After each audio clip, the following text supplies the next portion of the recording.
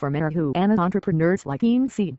The legalization of recreational marijuana use in Colorado and Washington in Tuesday's election is more than a game changer. It's the start of a tipping point, said Seeb, co-owner of Denver Relief Medical Marijuana Center. I think it's about damn time, said Ryan C., a nursery operator in northern Washington state who said he expects to add to the 12 marijuana plants he already grows in his greenhouse. I have 30,000 square feet of greenhouses, so I was pleased. Ryan, who is licensed to supply a dispensary, didn't want to use his last name in order to keep some part of professionalism, he said. The legalization of recreational marijuana will create a new industry that may in turn fuel the local business boom, with staggering potential economic impact. According to a survey by the National Cannabis Industry Association, the Colorado medical marijuana industry generated more than $181 million in sales since 2010 and employed 4,200 state license workers. Baron Smith, executive director of the NCIA, said those numbers may increase tenfold with legalization. The medical marijuana industry only accounts for 10% of the marijuana consumers in Colorado, which means there's another 90% obtaining marijuana somehow in the black market, said Smith. Now that securing marijuana will be easier, like showing ID to buy a 6-pack of beer, there will be significant growth in the market. National pod sales may surge into tens of billions of dollars if more states follow Colorado and Washington, Smith said. California, he predicted, will be the next state on the list. That's a huge market. The potential boom won't be restricted to marijuana sellers, Smith said. Construction firms, inventory tracking software companies, hydroponic suppliers, accounting firms and almost any other ancillary business you can imagine will benefit, he said.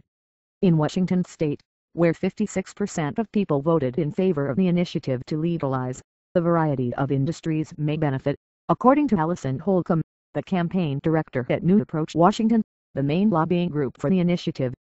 I imagine there are some farmers who are interested in adding this crop to the rotation, Holcomb said. Bakeries and places that make beverages could also apply to produce marijuana-infused products.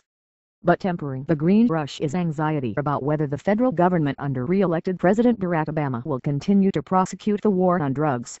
The federal government still considers marijuana production illegal. I'm a little hesitant to do something like bake edibles because of the federal laws, said Emily Brew, owner of Starlight Desserts in Seattle. I would like it if bakeries could sell edibles because it's a safety issue just to have people making things in their homes, Bruden said. But it's too much risk.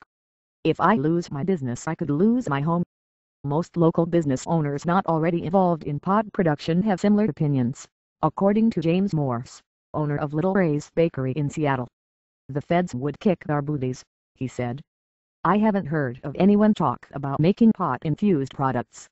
I would have to be completely protected from federal laws before I would jump into that, Morse added. The U.S. Drug Enforcement Administration released a statement saying the government's enforcement of the Controlled Substances Act remains unchanged. In enacting the Controlled Substances Act, Congress determined that marijuana is a Schedule I controlled substance.